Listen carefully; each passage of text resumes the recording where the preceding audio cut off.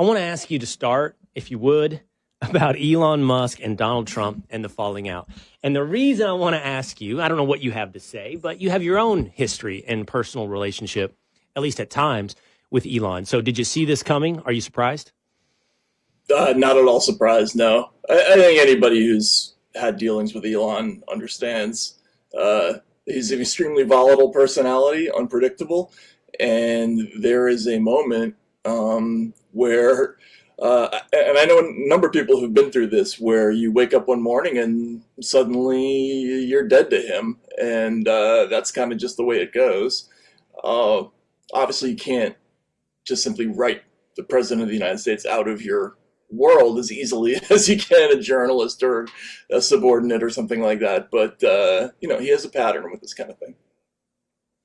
You know, I've been around other big personalities who have some element of what you just described, but it's more like they're into you and then they're not into you and they've lost interest and their interest has moved on to something else. But you described that as also volatile. So like, is it anger driven or like, and I know that you have your own situation and maybe you see it through that lens, but you've seen several people, you said.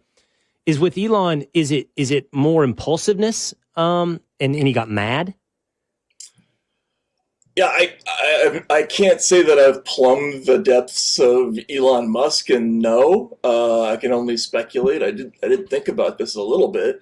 From his point of view, I'm sure it gets tiring being constantly circled by people who want something from you, usually money, right? And there's a level of paranoia that I'm sure creeps in. But I think the thing that was unique about Elon is that even when things were okay with him, he would fluctuate in and out of different kinds of moods constantly. Like he was oscillating. Even when you were talking to him in the space of an hour, he would go from totally engaged to absent to back again. So I don't know. I think there's something up there. He was perfectly decent to me until he wasn't. So, who knows what that is. What do you mean by you think there's something up there? It just seemed like occasionally that a normal person, you can kind of see where the bends in the road might be personality wise, things to avoid, things that might not go over so well with that person. With Elon, he was so constantly in and out of different phases of being, and it was so unpredictable that it was very tough to know how to deal with him at times. I tried to be just straight with him and present the pros and cons of doing certain things with the Twitter files, for instance. And sometimes he was cool with it, and some other times he would have very strong opinions, and who knows? Maybe that's just the way very busy people are. But it was different in my experience than other people like in his position. And he's different. He's different. That's obvious on its face. He's just a different dude. And I'm just asking these questions, not for gossip, but just I'm genuinely, personally curious. One thing that's interesting about Trump that I think he has revealed pretty obviously over time is he doesn't hold a grudge. Like he gets over things. And there's a whole host of people around him who have either said something bad about him, including the vice president of the United States, that he doesn't seem to ruminate or care about over the long term. On that note, I mean, Elon did say some pretty outlandish things about Trump. So this would be a big ask. It'd be one of the biggest asks of Trump. But I wouldn't put it beyond the pale for Donald Trump. But I don't know about Elon. I don't know. Is he a guy that holds a grudge? He definitely is. I mean, there are examples, I think, of people who've come back into the trust tree after being booted out. But I know some people who've been out in the wilderness for a lot longer than me, and for relatively small reasons too, and never got back in. And that's okay. People are like that. I understand. That sometimes once you're done with a person, you don't want to revisit it. But it is a quirk of character, and you're right about Trump. For Trump, this is another thing I think the media gets wrong about him. A lot of his Sturm and Drang when he goes after people in the media or tosses insults or makes fun of somebody or says inappropriate things. It's very often for effect, I think. And really, there's a political calculation. And as soon as he sees that it's the better calculation is to be back in that person's good graces, he goes back to them, which can be even be disappointing to his fans. Like, for instance, with Nikki Haley, right? But he's very different in that respect. Yeah. I just saw a clip of Megyn Kelly. I think she was on the Sean Ryan show. And she was saying that when she and Trump made up, sort of, on the way out, this is Megyn Kelly's testimony that Trump said, Megyn, it's better if we don't make up. It's better if they're talking about us. So to your point of like, it's often for effect, like, I don't know how much he truly feels angry versus, this is good. And then when it's not good and it's good the other way, I'll go that way. Yeah, no, I think there's a lot to that. Clearly, he does take some things very personally and deeply. I think you can see in the decisions that he's made about which figures to go after with his executive orders and to investigate, the people who went after him with Russiagate, the prosecutors, all that stuff. I don't think he's kidding about being angry with those folks. But a lot of these interpersonal sort of internet-based feuds, I feel like he's trolling or clowning half the time. Remember, this is a person with a background in pro wrestling, and he is very good at the heel act. That's his specialty. Is doing the Scott Hall walkout where he comes into the stadium, doing the crotch chop and making fun of people, and the crowd hollers and hoots and is against him, and then he turns, the wrestler turns them into to his favor. That's Trump's political specialty, and it's always an act in wrestling. Now, how much of it is an act in politics, I don't know. And certainly a lot of immigrants or migrants right now probably don't feel like it's much of an act, but other people probably should. Well, he's got to feel like the game is coming easy to him at this point because, he's being played the heel on issues that he's happy to play the heel on. So you brought up the deportations, right? Well, the way this is playing out on the streets of Los Angeles with people, waving the Mexican flag, or the way the media then turns this story and plays this story, they've given him another, 80-20 proposition that he gets to be, for much of the population, 80% of the good guy, but for the media and the few, he's once again 20% the heel. And it's just got to feel like the easiest calculation ever for him at this point. Like, totally. Happily, he'll let CNN play him the heel.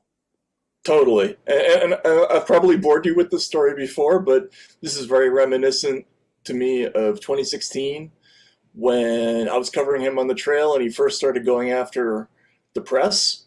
I sort of watched that process happen. Like he would take little shots like a comedian. He would introduce into his act an insult here or there against the journalists who are always at the center of the stage. And he noticed that it went over well almost everywhere he went. So he started piling it on more and more and more. And before you know it, they're the enemy of the state. And he's getting ripped in the media for taking on the media. And the media doesn't realize that it's massively more unpopular than Donald Trump. And so they keep piling on. And it's a huge free commercial for Donald Trump. It's the same thing with this thing. Now, I don't know if it's quite as stark, but you've seen the polls. Trump's position on immigration used to be, a real political suckhole for him. Like he was in the -20 range, approval-wise. Now he's +1 on immigration, and that's a huge shift. It's not terribly common, and it's because I think the press has played this wrong. It's interesting that it was whatever it was before, -20 to your point. I mean, I know you watch European politics to some extent, and people have pointed this out, whether or not you're talking about, Hungary or any host of countries, the tie that binds England any of the populist right movements are really driven by mass migration. There are economic effects that are, you could argue, are offshoots or cyclical spins off of the effects of mass migration, not wholly, but at least in part. But people point out, I think, is it Denmark, where a leftist government has been elected, but because they took the position of opposed to illegal and mass migration. And that is a very popular position, and we're seeing it play out here in America. I'm even surprised that at one point it would have been minus 20.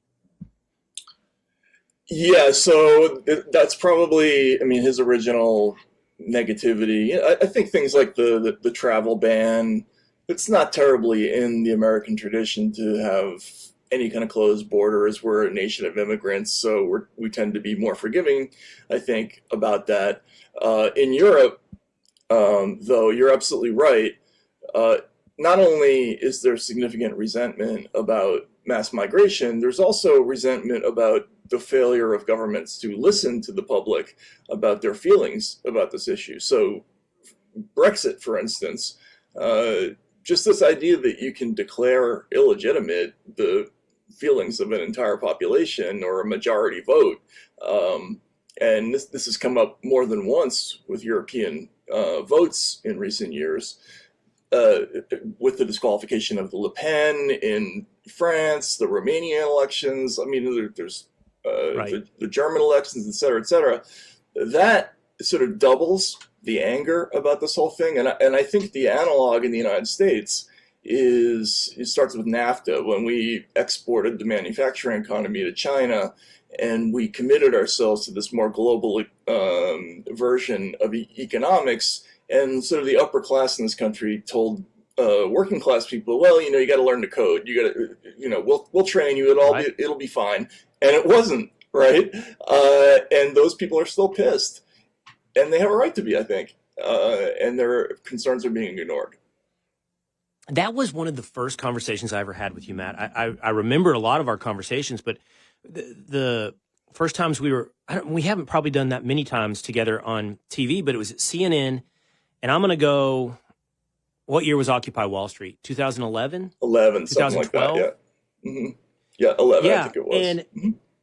And I don't think Learn to Code had become a thing yet at that point, but Occupy Wall Street, for all of its, in my estimation, flaws or its ideological underpinnings, was about also a class of people, or at least purported to represent a class of people who've been left behind by modern economic evolution, right? And Yep. I remember making the argument to you, well, you have to reinvent yourself, right? Like, meaning the buggy whip maker back in whatever it was, 1890 something, had to find a new profession when the car came along, right? There was no more market for buggy whips. And it's easy intellectually to go learn to code, whatever the equivalent was in 1890. But it's pretty ignorant of the actual effect on people's lives and what they have to do. And I look back at myself, but I don't have the answer. I just know that I wasn't as attuned as I should have been to the effects on people that I care about and where I came from. And by the way, this is only going to speed up with AI and technology. We were talking about maybe 15% of the workforce. We're soon going to be talking about 50% of the workforce. Totally. And we better figure out how to answer this question. We better figure out how to answer this question better than whatever the modern equivalent is of Learn to Code. Because, by the way, coders are going to be done away with by AI as well. Yeah, absolutely. I think the pattern, though, that's consistent is you have a group of professional class people who are numerically never in a position to win an election, who make sweeping decisions for the rest of the population, and often sort of unilaterally decide not to listen to what the rest of the country is saying. So another great example is lockdowns. If you are a laptop class worker, right, it didn't bother you so much to have no place to send your kids during the day. But if you're a bus driver or a plumber or, have any kind of professional job, or own a restaurant, any of those things, the lockdowns were life and death, right? It was a huge thing. And I saw this at school board meetings. There was this casualness with which the press and politicians said, yeah, just deal with it. It's necessary. And they ignored these very, very legitimate concerns that people had about, well, how are we going to do this? Economically, it's impossible. And there are just so many episodes like that, and that's the zone where Trump lives. He lives in that area of discontent where so upper class people are not listening to the rest of the population. And would you agree with me? I actually think he's trying to do something about it. It's beyond my economic capacity, my knowledge to know if it's really going to work. What I mean is tariffs are clearly an attempt to try to bring not making shoes back to America, but create a manufacturing industrial base at home that provides some source of employment and purpose. And I mean, tariffs are one example. I think he seems to be trying to figure out the future of the American economy that doesn't leave behind, and because it's politically unstable. I don't know that Trump even is calculating that, but I just think what we're touching on here, what's happening in Europe, what's happening here, and mass migration is part of that because it only increases the pool of the number of people who will be disaffected as we continue to innovate ourselves out of jobs. And I don't know what that looks like politically, but it's dangerous. I mean, every historical precedent is dangerous when you do that. And I don't know that we'll ever have seen it on this scale. This will be a massive scale. And I don't know. Yeah. I don't know if we're going to be able to figure it out. Yeah, and I think there's going to have to be some kind of political solution because an organic economic solution, I have trouble seeing how that's going to work out. What would that be, though? Just like build on that political solution. Like, what do you mean? Like a UBI? Like, yeah, I mean, I don't know. I mean, as you say, it's very hard to figure, but UBI,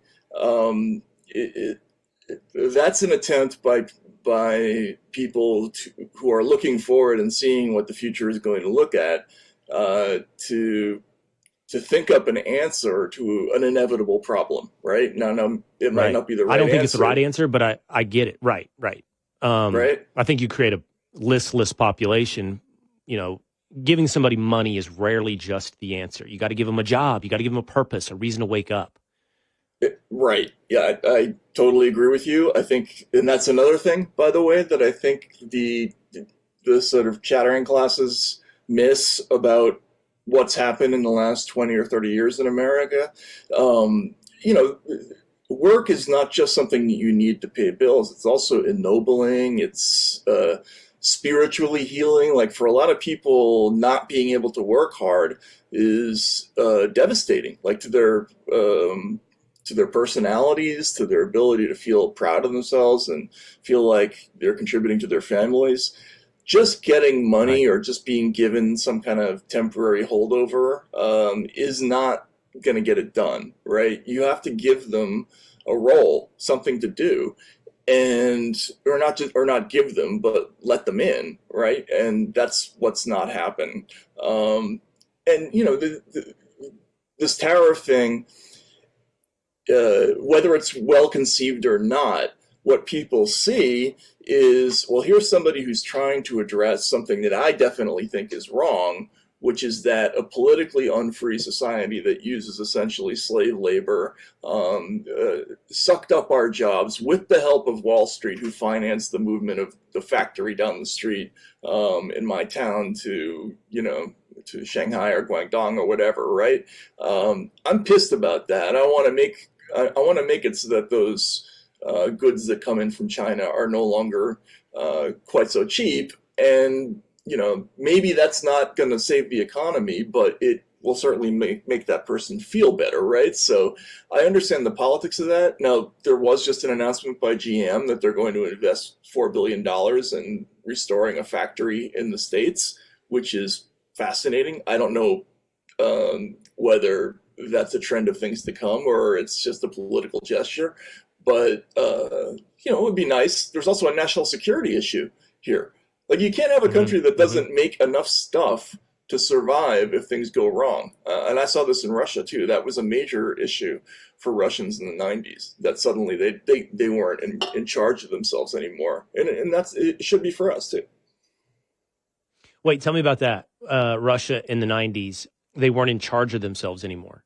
So there was this moment in 1996. There was a former general named Alexander Lebed who was sort of the equivalent of Norman Schwarzkopf in Russia, and he ran for president. He was not just a military man, but he had been in charge of the Security Council under Yeltsin, and he said, we don't even make butter in Russia anymore. We have to import butter from Australia.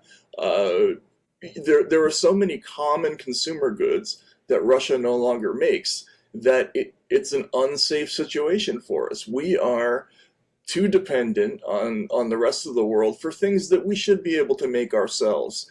And I think he was right about that. He was a forerunner to kind of nationalist politicians who saw the problem with that.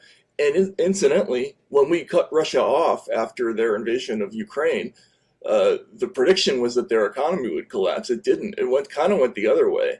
And so you wonder whether there's a lesson in that for us. It went the other way because they had to onshore more manufacturing. They had, for that reason, they built up their own internal economy. Yeah, their own internal mechanisms. They didn't have to rely on the international banking system anymore, right? There were lots of things that the Russians had moved toward more economic independence significantly by the mid 2000s, but since the war, they've had to even more. Now, you can still feel angry with them about the invasion, and I understand that. But it's just the fact that countries that have to import things it's an unstable, unsafe situation. Let's go back to the media playing the heel or allowing Donald Trump to play the heel when he wants. So Terry Moran has been fired from ABC.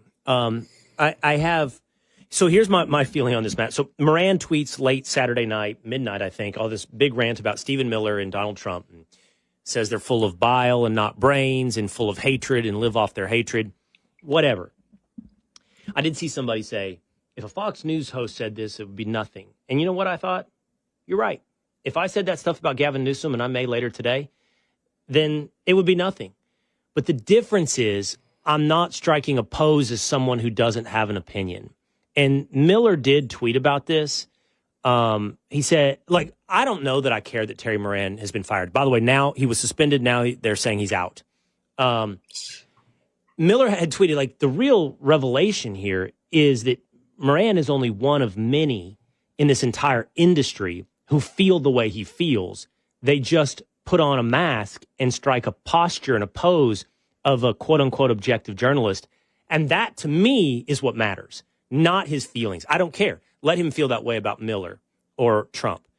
But it's his history, the previous, I don't know how many years, of pretending that he didn't. That's what matters. Yeah, so I'm maybe a little more sympathetic, not to Terry Moran specifically, but there were a lot of journalists who would have preferred to keep their political thoughts to themselves. And there was an era in journalism, like my father's era or 1990s or even the early 2000s, when the byline that you read in the New York Times, it didn't mean anything to you. You didn't know what that person thought about anything, right? That person wasn't a celebrity. And then there was this moment when we were all encouraged to start tweeting, and we had to become personalities in addition to reporters. And it got so extreme that when the New York Times public editor Liz Spade wrote a column about this, saying that it was unfortunate, right? The anonymity of a byline is kind of important for reporters. She got fired, right? She got pushed out of that position.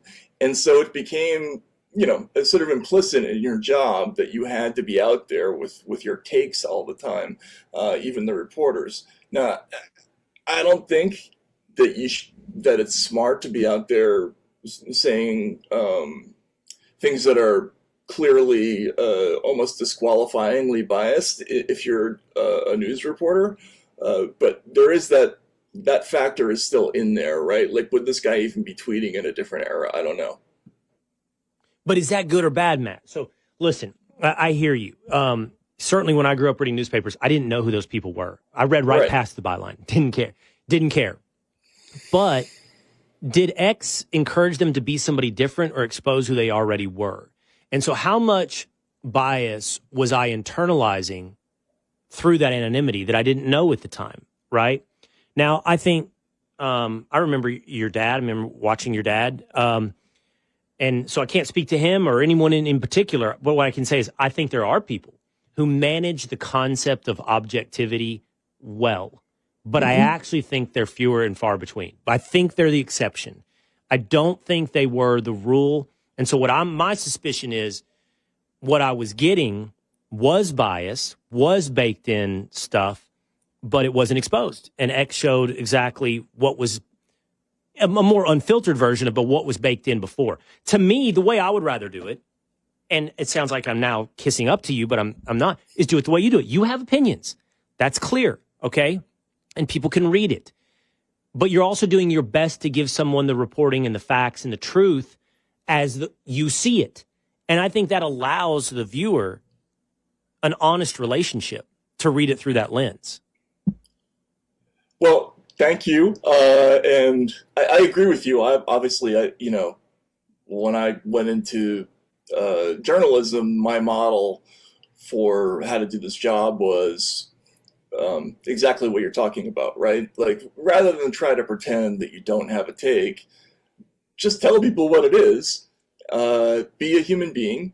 Be believably a human being and real. And, somebody like Hunter Thompson or Tom Wolfe or Terry Southern or whoever it is, they were very out front with their opinions. And then they told you a story and whatever you thought their biases were more on display as you tried to interpret what they were saying. Now, at the same time, though, not everybody can be Hunter Thompson, right? Like you need to have a newspaper that just gives you, time, place, and date and what happened, and that's a different job. Somebody has to do that kind of work, and I think the sort of aspiration to objectivity was really useful to keep around. And there were, as you say, there were a lot of reporters, I think, who managed that question well. Almost all reporters. Let's be real about this. Almost everybody voted Democrat, and was left leaning in their political persuasions.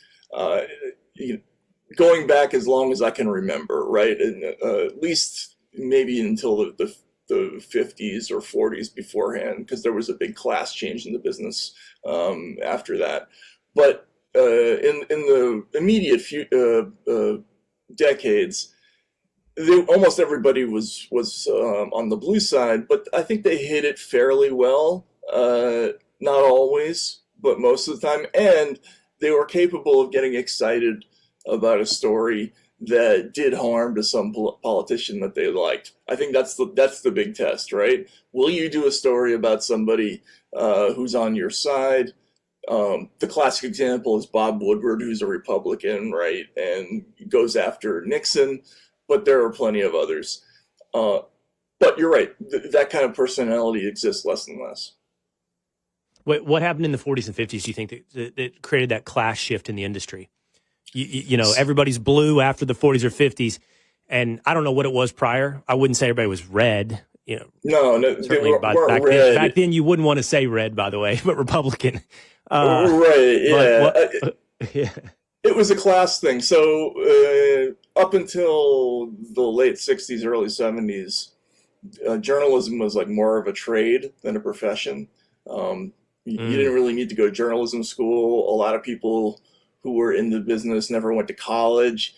Going back to the roots of the business, most of the people who were in journalism, they came from families that ran printing presses. If you go back to way back to the 1800s, but after that, it was you were much more likely to be the son or daughter of a plumber or an electrician or whatever than you were to be a college-educated person. And it wasn't considered a very reputable profession either. There's a famous joke by Walter Winchell He said, "Yeah, I'm in journalism, but don't tell my mother. She still thinks I'm a piano player in a whorehouse." Right? Like that was what people said way back when. But after All the President's Men, and in some other film adaptations, journalism became kind of a sexy upper class profession, and then that was when you start to see this exodus of people like me into the business who, came from upper middle class backgrounds, and that was when it suddenly became, everybody was a Democrat, and everybody was of a certain persuasion. Oh, that's interesting. I never thought about the economic evolution of it, the geographic effects and the ideological effects of the school and all that, Totally. but not the economic push. Last thing, and I don't know. So what's the future? What's the future of this? Is it everybody that is it me? Am I the future? Are you in a different vein? Like everybody has an opinion. You hope that everybody's honest with you about it. Do you get back to anybody that has a real dedication to, no, I'm not going to share my opinions. That's not part of this. Whatever you say existed in we'll call it the 80s maybe, or 90s. I don't know when. Or is the future, by the way, that it goes back to being like a trade, to your point, like AI again and all that is going to make this information such a commodity. The only role might be analysis and opinion, to look at what is objective information and tell you what it means.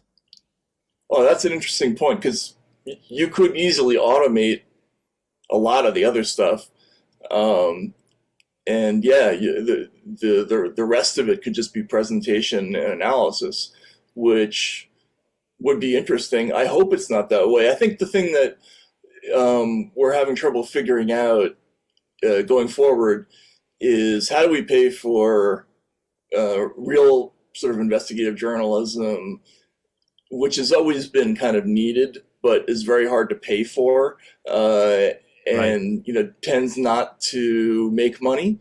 I don't know that any of the things that are exciting about independent media right now lend themselves to the idea of in-depth,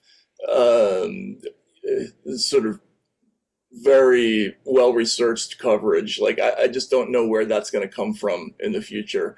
But everything else, I think it's kind of an exciting time for media. There's so much experimentation, new formats, and that's what we're good at in America, is finding new ways to do this stuff. And so I'm optimistic something will emerge.